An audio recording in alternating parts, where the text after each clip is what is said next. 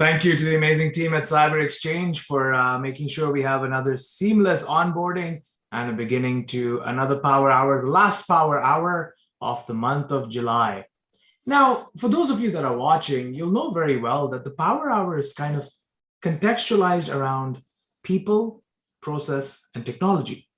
We spend time trying to understand what are some of the motivations behind some of the experts that we're engaging with. We look at the processes that they work with, and then we look at the technologies. And often you sort of see me as that expert who can navigate those three domains of discussion. But I'll tell you something, well, that may be the rule where I have to be a subject matter expert on everybody or with everybody that I'm speaking to. Today, there is an exception to that rule, because today I'm going to be interviewing an individual who has helped me understand a very new area of cybersecurity, at least for me, and why it has become such a specialist area of thought for good cybersecurity thinkers. You know, you may have heard of this saying where they said that if you wanted to be part of the Industrial Revolution, you needed to open up a factory. If you wanted to be part of the digital revolution, you needed to open up your laptop. But what happens when your laptop or your digital devices go into the industrial environment? What does that mean to automation? But more importantly, what does it mean to cybersecurity? My name is Ali Hirji. Thank you for joining me today. A good morning and a good afternoon and a good evening. You all know me as the host of the Power Hour and also as the lead for the Center for Cybersecurity Innovation at Durham College. And without any further ado, I'm going to welcome a gentleman who's become not only a good friend, but a mentor to me in the space of industrial cybersecurity. Daniel, welcome to the Power Hour. And can you help our audience at the very get-go understand why is industrial cybersecurity such a specialized, different field? Daniel, over to you. Thank you, Ali. Thank you to all the connecting audience. Good morning, good afternoon, wherever you are on the globe. In Europe, good afternoon, evening. My name is Daniel Ehrenreich, and I'm truly proud and helped to participate in this event and bring you a little bit of the knowledge and also my passion about industrial cybersecurity. A little bit about my personal activity. I started engineering activity well over 45 years and gradually filled the different positions in big companies like that you run in Israel, Motorola, Siemens, and other. In the past 10 years, I dedicate my time to industrial cybersecurity because I realized that with the background of over 30 years out of my career in industrial operations, when we say industrial, we mean water, electricity, oil and gas, public safety. Practically, we call it cyber physical. It is a unique expertise, and it's so unique that people who are experts in IT zone and people who are experts in industrial zone sometimes not really talk each to other because they have different views on what needs to be done in order to protect the organization. To answer your question, Ali, what are the main differences between the industrial and the IT? So there are a couple of technology differences how people think and act, but the most important difference is that in the IT operation, we are protecting data, privacy, and money. This is what IT is doing about. In industrial operation, we put on the top of the priority list operating safety, worried about people, operating reliability, how the machine is working, and finally, the productivity or the production of our organization, because business continuity is highly important for the organization, but more important for the people who need water, electricity, transportation in their house. So these are the differences, and in order to deal with them, deal with the differences, and specifically with industrial cybersecurity, people need to have the background in the field of cyber physical systems. Absolutely. Daniel, you make it sound very simple, but I'm sure we're going to start to unpack how complex this simplicity truly is. For our audience members, I will tell you that Daniel has been engaged in this space for even longer than I've been on Earth. So if there's anybody that you want to hear about this topic from, it's certainly Daniel. Very quickly to our audience, you can drop your questions in the chat, you can direct message me, and more importantly, if you have any follow-up questions, stay tuned, because in the last 30 minutes of this discussion, there's always an exception to the rule. We're going to be making some announcements about courses and gamified learning that Daniel is going to be leading alongside the team from CyberX. Daniel, you made a very important point about the differentiation between what IT does and what you do in an industrial standpoint. There's a level of service integrity that you put your focus on. Can you help our audience understand, is this focus on industrial cybersecurity controls new, or has it been something that has been a focus of yours for a very long period of time? Yes, the Colonial Pipeline attack has triggered everybody's reaction, but you've been sounding the alarm on this even before Stuxnet happened in 2010. Can you tell us a little about the history of how industrial cybersecurity systems have been impacted? Daniel? So very interesting, and some of you may be surprised, but in the past, 10, 15, 20 years ago and more, nobody talked about cybersecurity. The goal for the system was always to achieve operating safety and reliability. So any specification that you ever read, it was operating safety and reliability. Cyber attack started over 20 years ago. The first one, the famous one, cyber attack, was the Mauruchi water in Australia, where an insider managed to manipulate the operation. His name was Vitek Bowen. And at that time, nobody knew how to spell the words cyber attack. So they sent him to 2 years jail for interrupting the normal life of people. Okay, so this was the history. Indeed, when we speak about industrial cybersecurity, the formal start of this era is in May 2010 with the Stuxnet. Why the Stuxnet is the formal start of this activity? Because until the Stuxnet, until 2010, most industrial engineers believed and clearly said, we are disconnected from the internet and therefore we are safe. This was the normal statement. And what can the vendor do? Yeah, yes, we all believed. I was at the vendor side at that time. Okay, sorry, so I cannot help you. Thank you very much. Call me when you need me.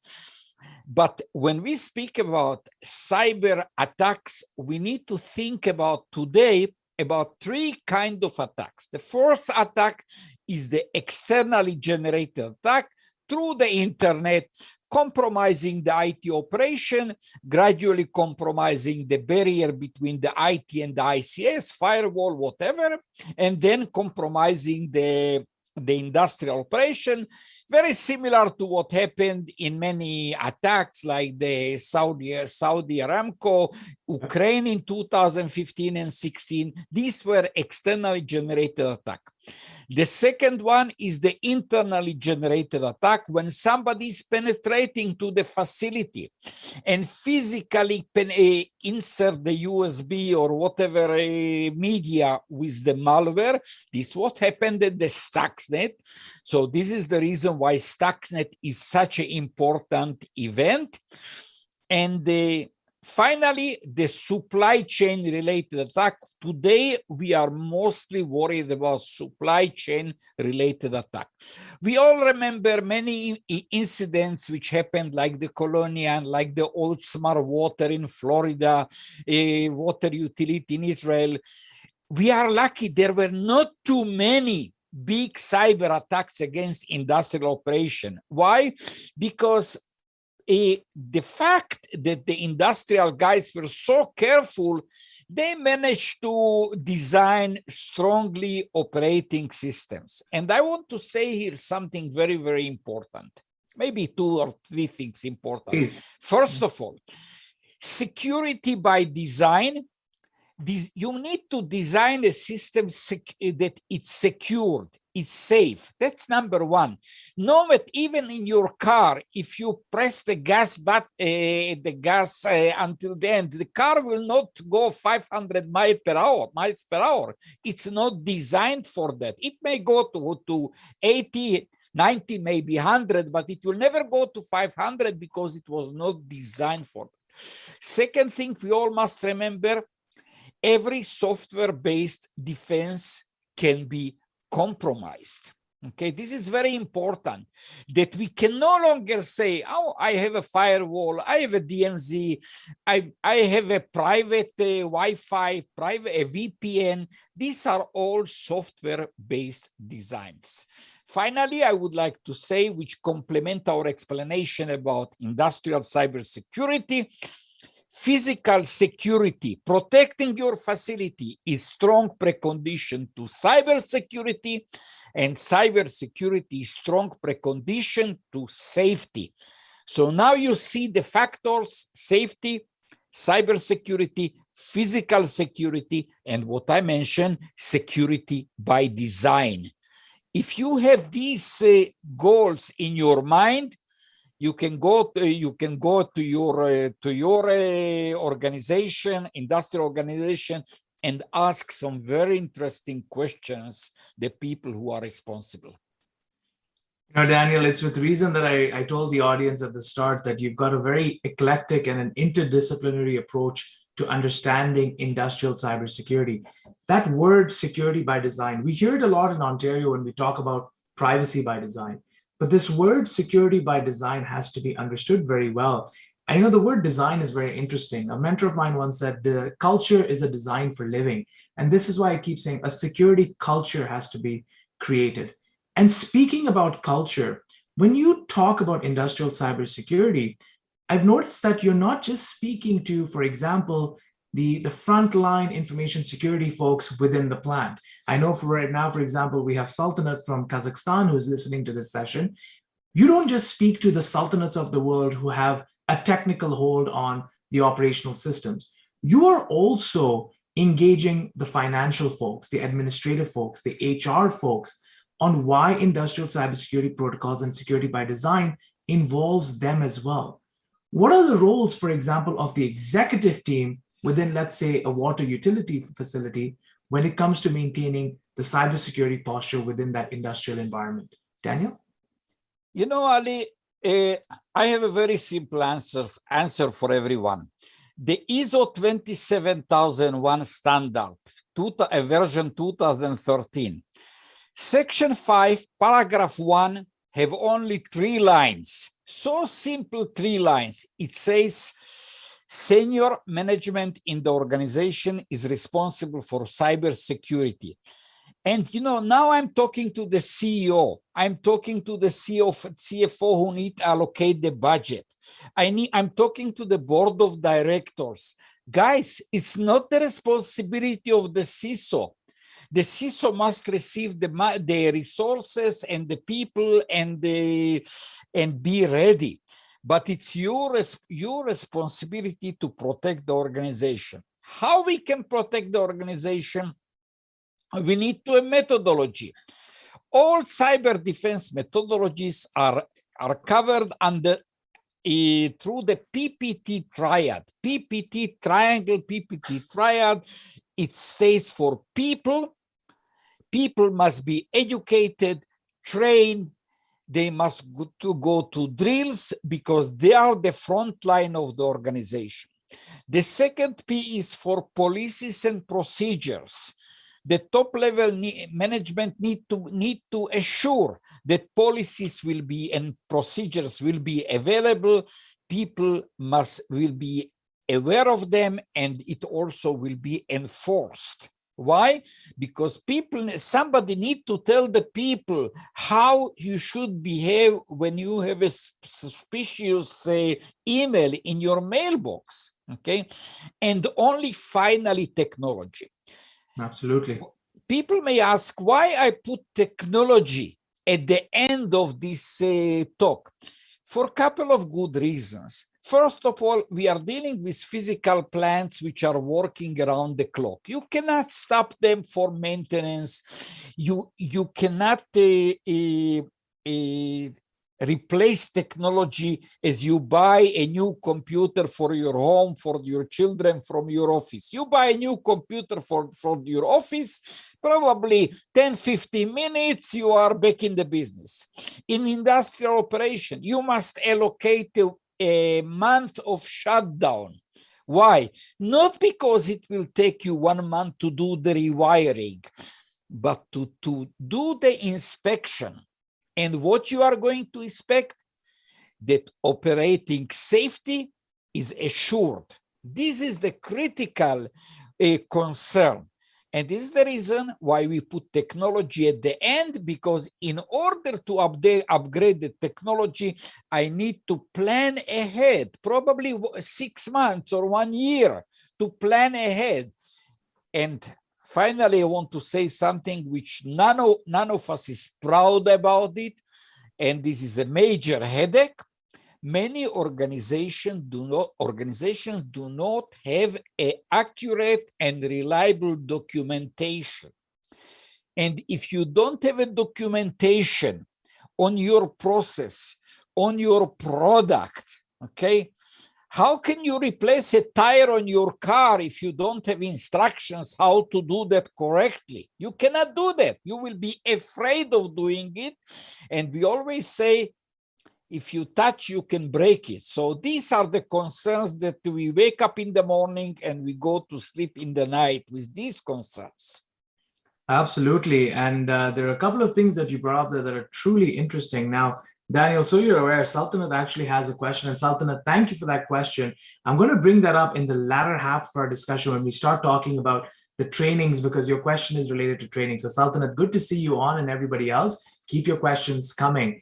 Daniel, the society that we're in right now, there's an app for everything. But I think what you're reminding everyone is that there's no app or magic fix when it comes to understanding security protocols, especially within industrial systems. What I also really enjoyed was this emphasis on inspection. You don't just need to know what to inspect, you need to know how to inspect. And there are different questions that have to be asked. Cybersecurity is all about questions, and thank you for raising some pretty interesting ones. Now, there's one question that's come in, which I think it's a good opportunity for me to bring that up right now. And that is on the sources of attacks facing industrial systems, especially industrial environments such as water utility centers, power grids, so on and so forth. Is it safe to say that a majority of these attacks are either nation-state-led attacks or driven by highly complex, highly organized dark groups, ransomware groups, so on and so forth? Or is it now that you're seeing insider threats are emerging? What's the threat landscape right now from your perspective, Daniel? Well, if we are looking at the ISA 62443 standard, they are defining 4 security levels or 4 risk levels according to SL1, 2, 3, and 4. So the SL1, security level 1, is when we are expecting a non-professional attacker who have no resources, not too much knowledge, and not too much motivation. The second one is also one that does not have too much resources, but he's targeted. He's going to go after that water utility, and this can be, unfortunately, an insider. Somebody, what happened in the Maruchi water in 1998 in Australia, it was an insider attack. We don't know, I don't know specifically accurately about the Oldsmar attack in Florida, but some people say that, at least in the publication, that insider might have been involved directly or indirectly in this type of attack. The third level is the attacker with motivation, resources, and knowledge. And finally, we have the nation finance and nation-driven attacks. And sadly, I can say we call it APT, Advanced Persistent Threat. And I can say that APT attackers will be successful. I also say something more general. I said, you must imagine yourself that your organization is a target for attacker. Why? Because if you say, who care about me? Why should someone worry about me? You will not protect yourself. Okay, it's like we are driving on the road with our car. We are looking right and left because the accident might come from every direction. So I need to protect myself. Okay, and this is something very, very important. I think that the number of nation-oriented attacks in numbers is very low. We should more be worried about insider attack, people who have knowledge, or people who have access, because it can be an employee, it can be a cleaning personnel, it can be a retired person, it can be a fired person. I can tell you that people should ask themselves, in the organization, if an employee is leaving his company, how long in average it takes to the organization to lock all his credentials, take his computer, block him from accessing the organization. And I will not be surprised if there are organizations where it takes days, and I'm afraid to say even weeks, that people are not aware of the huge risk that insiders might cause to the organization. So yes, this should be our main concern.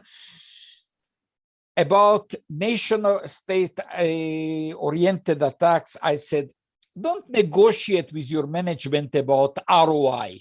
Never go to this discussion. What is the return on investment if I give you $100,000 to invest in security? It's a wrong discussion.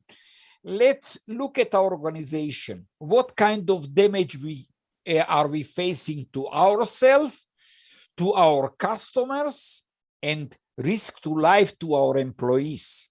Okay, this is what we need to look and do the investment effectively and smartly. This is my message to whoever is asking about that.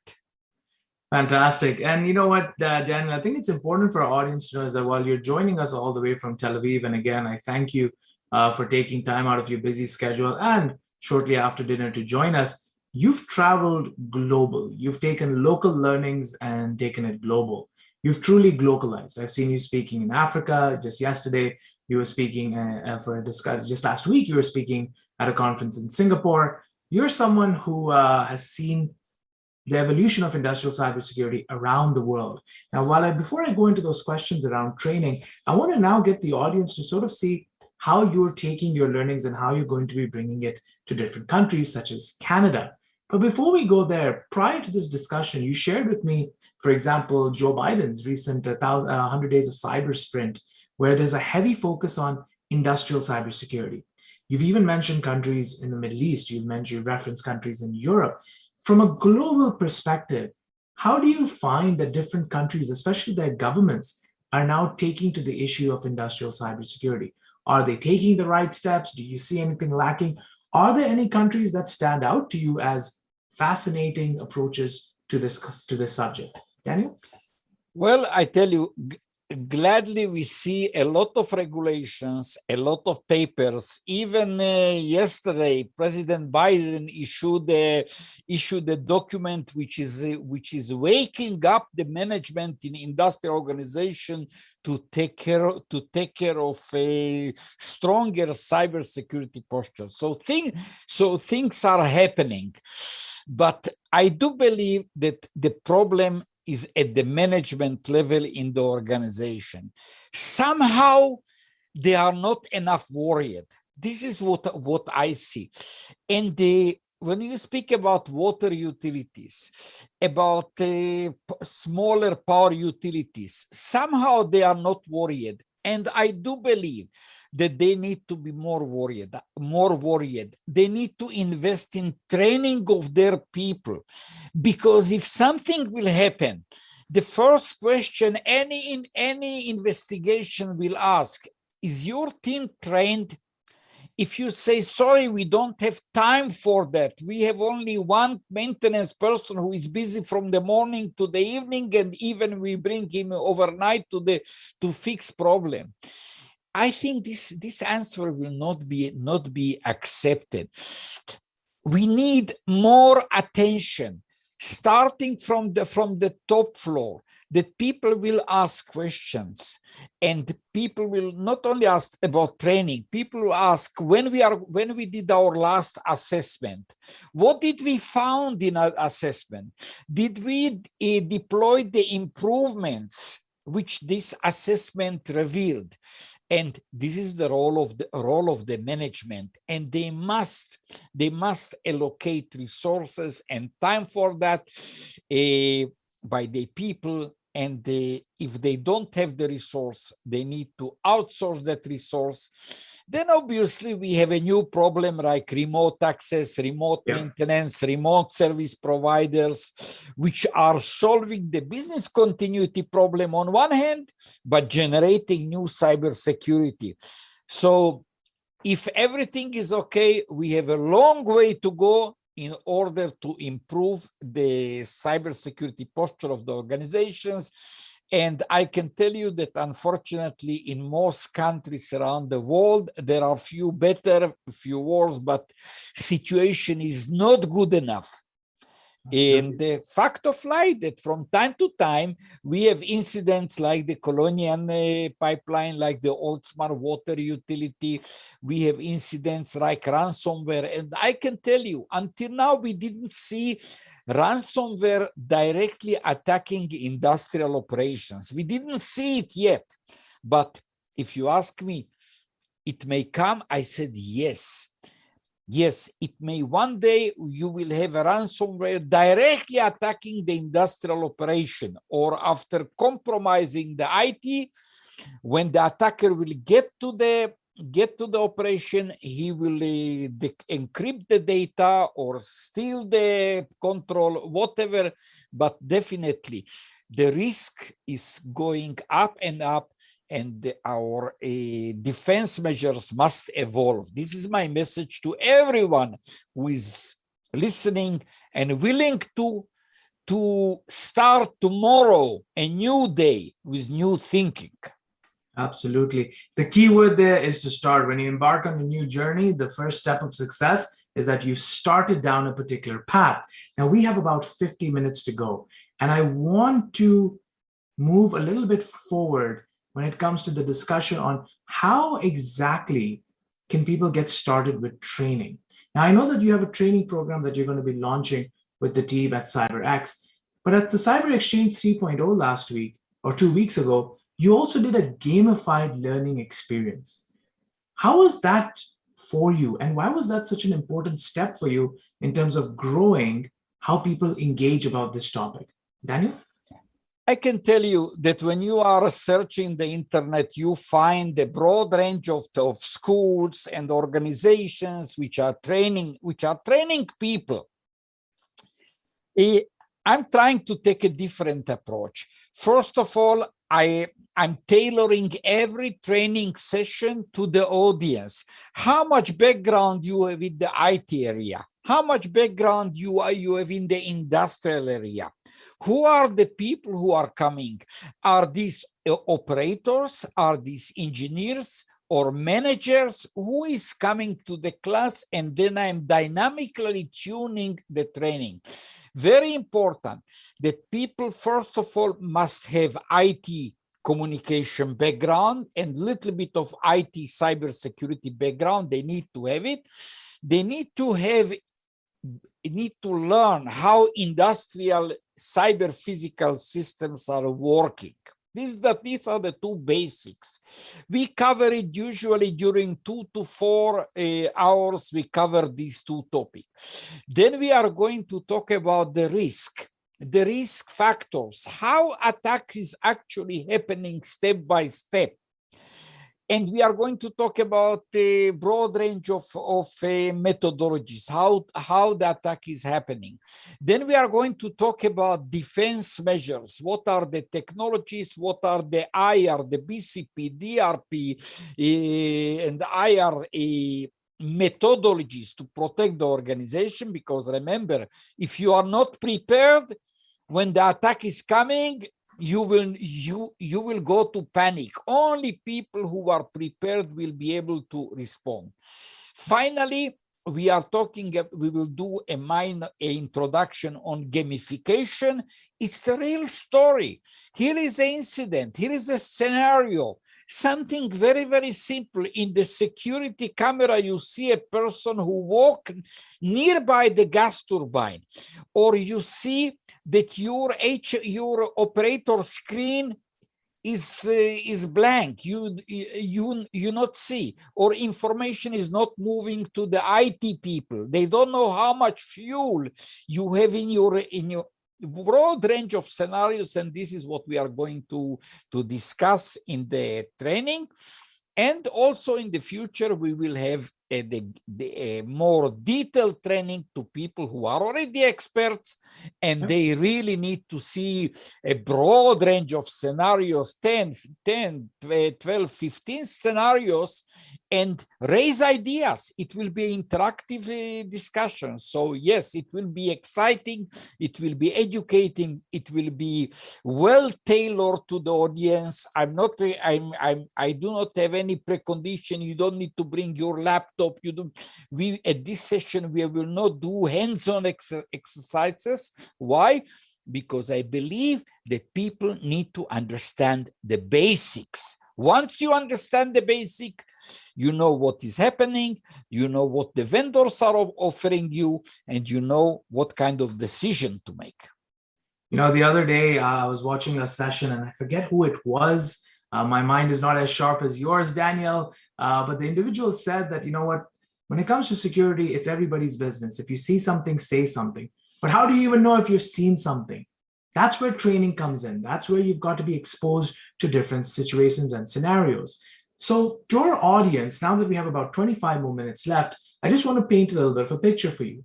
What's happening now is Daniel and in his leadership, working closely with the team at CyberX, they'll have two types of trainings. The first is based on the esports cyber gamification environment. That is more, as Daniel said, that's going to be geared towards teams that want to go through a scenario, want to have some fun while doing it at the same time, want to engage at the same time, but also want to have some conversations around the topics and learn in a fun, humorous environment, but also in an environment that breeds conversation. We'll come to that a little bit more towards the end, and I'll point you towards the resources with eSports Cyber if you are interested in taking that up. But the other is the launch of a training program that very shortly, I believe next week, is going to be announced and pushed out after the civic holiday weekend. Daniel, let me ask you this question, and I'm going to bring Sultanat's question to you first, and then we'll start to peel away at what are the modules that you're looking to cover. So Sultanat asks a very interesting question. You've clarified the importance of training when it comes to industrial cybersecurity. You've touched at various elements about how the industry is different. But Sultanat, being an expert in the field herself, asks, what about cyber trainings for engineers? Let's say engineers, let's say system engineers or whatever have you. From her experience, they're always working in a way where they're focusing on safety, not necessarily on security. How do you get such individuals involved in your trainings, and how would they benefit? How do you get their mindset to look at safety, but also security at the same time? Daniel? Well, this is exactly where I will bring my 30 plus years of overall working with industrial control systems. I had the opportunity to visit many customers, support many customers, Many, including in Canada, from Toronto to Vancouver and to the islands. I have Daniel, you seen. never came to see me, Daniel. So I It's don't know. coming. It's That needs to coming. It's change coming. soon. All It's right. I hope believe it you. will come. So I understand the concerns of people. So when we are talking to engineers, engineers in the past were worried about safety, but now we are going to tell them, okay, you design your system to be safe. You use the software measures, but now you think about how secure and say is good is the software. I can tell you that. Let's talk about physical security. If you do not have, if your organization, not you as engineer, if your organization, your customer do not have physical security, you do not have cameras who are monitoring who is coming to the control room, who is nearby the machinery. Okay, so start with physical security. Then we need to inspect if the software, the program that you wrote is really secured, is safe as you designed. But now let's go to penetration testing. Let's see, because we can do penetration testing only when you are in the lab, not when you are in the field. Let's go do penetration testing to that PLC. Can I penetrate to that PLC? Can I modify the program? Can I modify the parameter? Okay. Or there are security measures in the PLC program which will prevent that, because why? It's locked. What happened in Saudi Aramco with the safety instrument system? There was a chain of events that allowed an attacker to get close to the safety instrument system and disable that safety instrument system. So look, probably not one person made a mistake. Probably several people along the way made a mistake that they did not protect it. We are going to talk in the training with the Lockheed Martin cyber kill chain, which is the process of analyzing. We are going to talk a little bit about the MITRE process for step-by-step analyzing how an attacker can progress and complete his task. So yes, there will be a lot of interesting discussions, and most important for me, that everyone will enjoy it, will understand it, and take notes. Last but not least, because my goal is very important that the audience will learn, everybody will receive all the slides which are presented so they can read it again and again.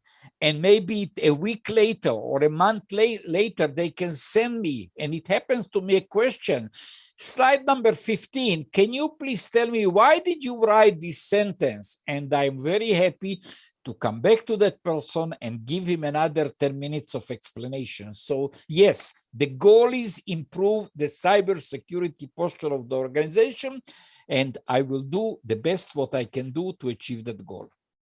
Absolutely. And I think, as I've always said before, is that when it comes to training, it's never a product, it's always a process, and it's a continuous process. And I think, having worked with you previously, the follow-up questions, the engagements, etc., the opportunity to interact with you on LinkedIn, to interact with you directly, are all very useful propositions when folks are looking to go into training. I want to go a little bit further, Daniel, and dive deeper into this training, because the way you've segmented this training is you've looked at it from a beginner's perspective, an advanced perspective, and then an extremely expert perspective as well. I want to talk about that, but also there's a question that's come in, which I'm just going to reword a little bit and bring to your attention to see how you would address it. And the question says, thank you, Daniel. Looking forward to learning more about the training sessions. Can you tell me how is your training any different, or how is it an add-on to some of the existing certifications that might be out there? Is there something lacking in the certifications that you're addressing? Daniel? So indeed, there are many excellent trainings and certifications from big organizations, and usually the classes takes a week, 2 weeks, or 3 weeks. and whoever will go there, it's important. They are good. They include hands-on training, and I can openly say that my training class is not competing with that. What I'm addressing the people who want to improve their understanding, the best practices, the technologies, okay, the defense measures. What is the defense measure, a difference between a firewall or a IDS or a SIEM or a SOC? What is the role of each defense measure? And this is what I clearly want to explain to people. I definitely, I believe that higher level trainings on ISA 62443, by the way, which I'm including the basics in my 16-hour class, I include basics of everything, but definitely people who want to spend more time, another 2 weeks of training, they will be well prepared for certification. We definitely will issue to every participant a diploma, what they learned, how many hours. So definitely you will have a record. You will have all the slides, all the material that you can learn after that. And I do believe that most people, as according to the feedback I'm receiving during many years, will be highly satisfied with this training. And you know, we should never stop learning. Yeah. Every year, every 2 years, our goal is to go and learn something new, get a new certification. This is very important. But learning the basics, what is important for the water utility, power utility, as business continuity, this is something that we must do before we think about high-level certifications. Fantastic. And I think that aspect of learning and continuous learning, what's really interesting, Daniel, is that even in your 30, 45 years actually of work, you continuously seek to learn. And I really want to make this as a message to our audiences. You know, at the last CISO forum, one of the award winners had said there's the power of showing up to conferences, showing up to learning opportunities, especially learning opportunities that are free, that really just require you to provide your time. And if, for those of you who are listening, if someone like Daniel continues to invest his time in such trainings and such opportunities, I think all of us can learn a lesson or two. We've got another 18 more minutes, and Daniel, a few questions have come in. So very quickly, Daniel, let's dissect a question that I'm going to reword just a little bit. Let's say someone is a beginner in ICS versus somebody is advanced versus somebody is an expert. What can each of these categories of people get from the trainings that you're going to launch? So, you know, you can never tailor a training class that it will 100% match everyone, unless we go to a single organization and we pick the 15 people who have the same background. But anyway, in the training class, we are going to cover, according to what I will feel, the basics of industrial cybersecurity. And this is very important. You can go to IT cybersecurity in a bank, in a credit card, in the government organization. More or less, it will be always data privacy and money. Surprisingly, when you will visit one water utility and you go to another water utility in another town 15 kilometers away, you will see something different. Then you go to another water utility and you see a different vendor, a different architecture, a different communication media, different protocols. So how can I prepare everyone? By explaining the basics, how industrial control system is working, what is the role of communication, what is the role of protocols. I will prepare everyone for the next step. So obviously those who are experts will have 2-3 hours of maybe a little bit boring, but I can guarantee that everyone will learn something that didn't hear before. Then we will talk about the risks, the best practices, not only about the product. I'm not representing any vendor. I'm talking about about principles, technologies, approaches, and methodology. Okay, I'm not promoting this, that vendor or other. So you will understand what is the role of each type of technology, when you should invest in that, and when probably you don't have to. Best practices, step-by-step attack. Organization architecture. Most important is I'm open to question like we are doing right now. Yeah. You can stop me, ask the question.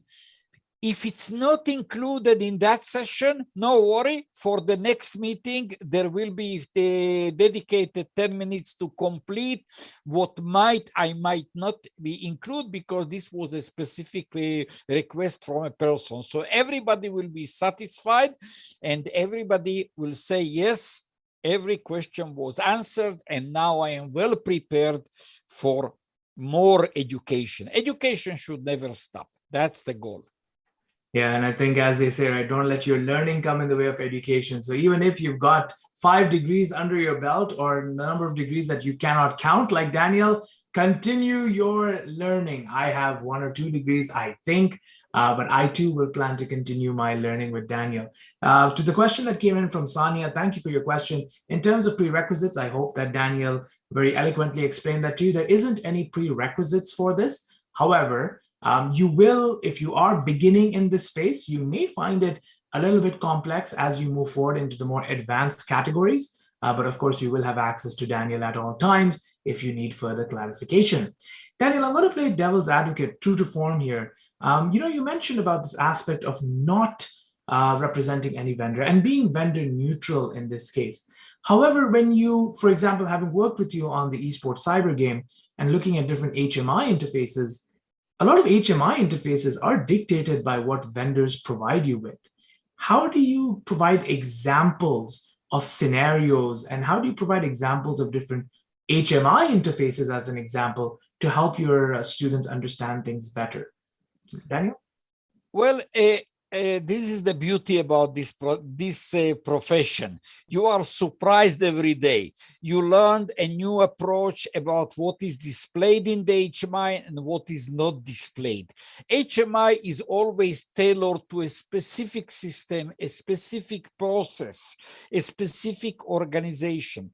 So those people who do not have enough background, they should not be worried, because along the way they will learn it. We always learn. They will maybe they will have to do a little bit more reading before the training starts, and I will provide a library of papers which I published. I will provide the library, a link. People can download this paper. There are beautiful topics there, so they can little bit prepare about them. Most important, we need to understand methodology.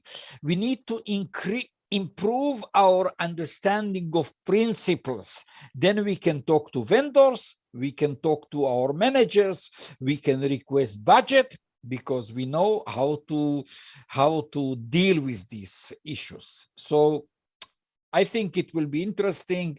And if someone feel that does not have enough background, then I will definitely help people by directing them to papers, few more hours of reading, and they will learn. Absolutely. And I think it's important for our audience to understand is that you will get a resource kit when it comes to different links that you can read, different articles that you can subscribe to, and more importantly, work that Daniel has produced in the field that you'll be able to utilize.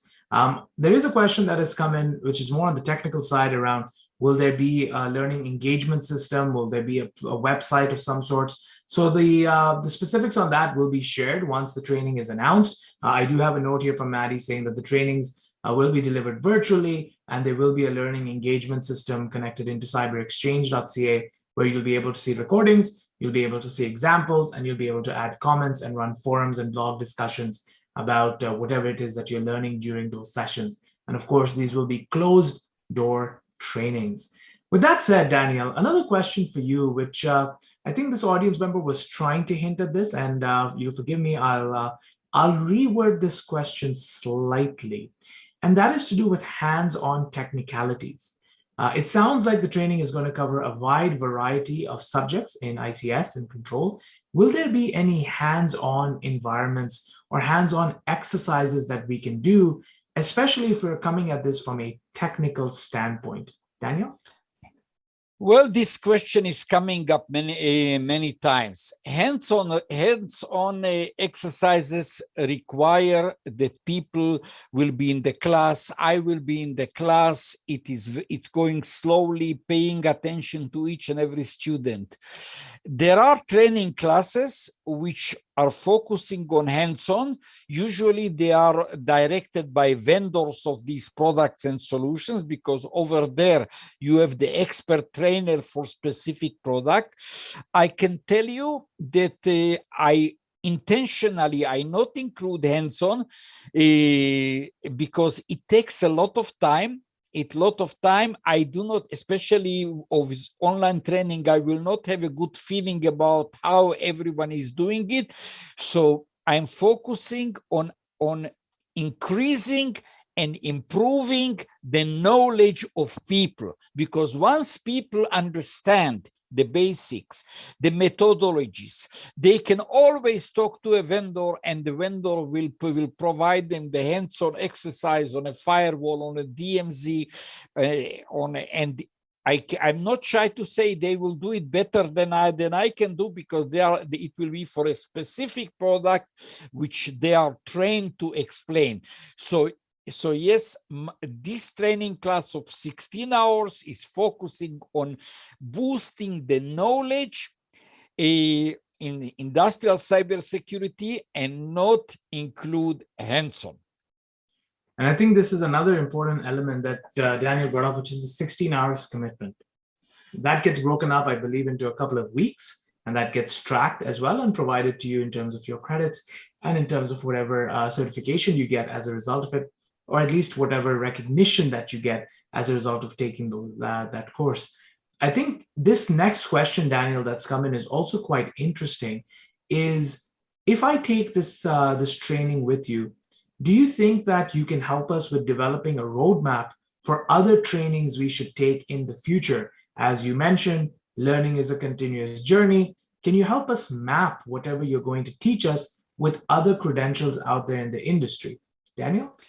I believe because we are dealing with a broad range of people in the class, so probably it will be difficult for me to give a map, but definitely we will talk about it.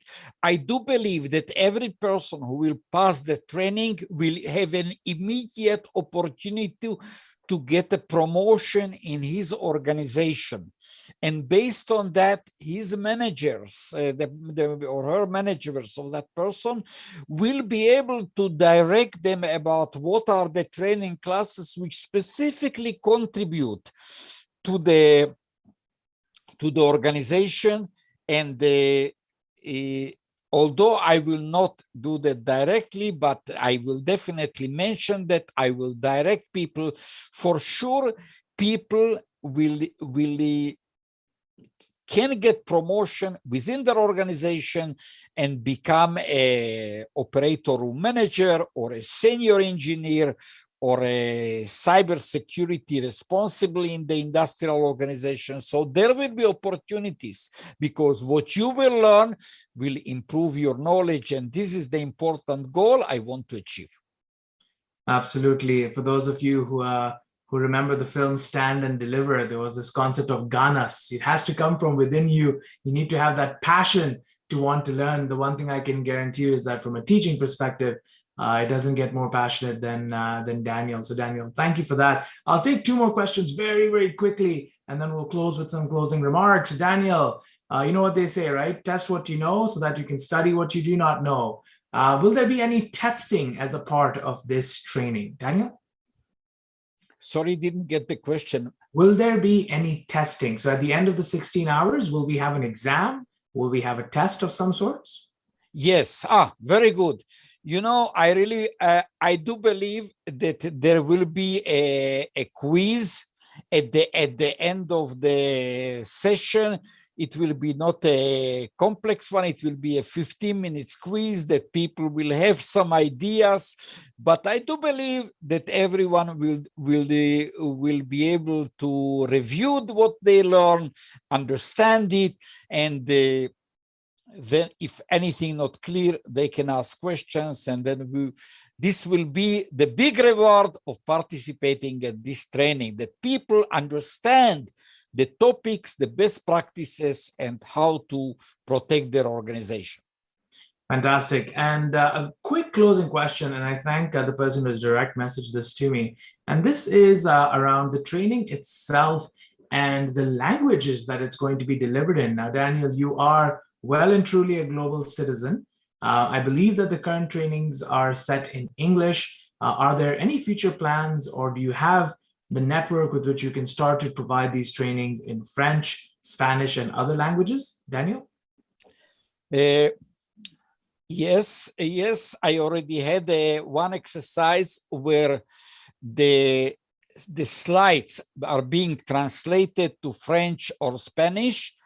Unfortunately, I cannot guarantee 100% the correctness, but it's good enough based on what my previous experience. My speech will be in English, and as you can see, my accent is very clear. Even for those who have a little bit of difficulty in English, you can understand what I explained, and for sure you will learn from that, and if necessary, I will translate the slides, and we will make it available to whoever is interested, because the goals are very clear. Cyber-secured organization to assure business continuity and safety for the operation. Thank you very much for that. And I will admit to this, Daniel, not only do I understand what you say, but the sound that you make are music to our ears, because it's preaching this aspect of holistic approaches to cybersecurity, and a very new, at least for me, area of application when it comes to industrial cybersecurity. So to our audience, as you heard, Daniel has given you an overview of what this course is going to look like. He spent the first 30 minutes explaining to you why this is an important subject. And the reality is, whether you are working in what you would classify an industrial cybersecurity environment or not, there is a lot of lessons that can be learned from this course that is coming your way. One of the things that I've taken from this is that even if you are not necessarily in security, but if you are in the administration side, if you are in the legal side of understanding how an organization's integrity is maintained, knowing the attack surfaces, knowing the shifting landscape when it comes to industrial controls, from not just digital controls, but physical controls as well, insider threats to outsider threats, to the different aspects around HMI, the different evolutions of phishing campaigns, etc., all are pretty interesting topics that all of you can engage with. And I think for the audience, when you start hearing about things in the media like the Colonial Pipeline attack, many of you were triggered by the Aramco breach as well. This course will give you an opportunity to think and reflect intelligently on the reasons why some of these attacks have been successful, and for your own sake, to qualify the responses and how well the incidents have been responded to. So before we close, one question that I have to ask from my heart is directly to Daniel. And I want people to get to know Daniel a little bit more. Daniel, every time I talk to you, it's always about security. It's always about the next threat. It's always about being ahead of bad actors. If you had to go back in time, if you didn't get into cybersecurity, what do you think you would have gotten into, Daniel? Well, I went to cybersecurity thanks to the attack in 2010, when we realized that time is going to change. But I did have intention to go to teaching and training people and contribute my knowledge. This was my original plan 20 years ago, but when I entered to cybersecurity and I had the opportunity to learn the attacks, by the way, we are going to talk about dozens of attacks which happened, I decided that the training of cybersecurity is going to be my mission to contribute to whoever is willing to come to my class. Daniel, I know you said teacher, but if you would have said a Hollywood actor, I would have bought it because not only are you a smart thinker, you're an extremely good-looking gentleman. And Daniel, with that, I'm going to thank you for your time today. And I'm going to ask you, Daniel, while I close the session, please don't drop off so we can have 30 seconds in the Zoom to just have a quick chat and say our goodbyes. But to our audience, firstly, thank you everybody for joining. To Daniel again, as always, this is going to be the first of many sessions that I'm going to be doing with Daniel. Over the next week or so, the team at CyberX will be launching the training programs that Daniel will be releasing. And as I mentioned earlier on, there'll be one facet where there is a gamification training where if you want to bring your team to a tabletop exercise around gamification, incident response, especially in industrial environments, it will be led by Daniel. And there's a team behind that, including individuals like Mark Dillon, Vice President of IT at Waterloo North Hydro, who would be involved in training you in a gamified environment.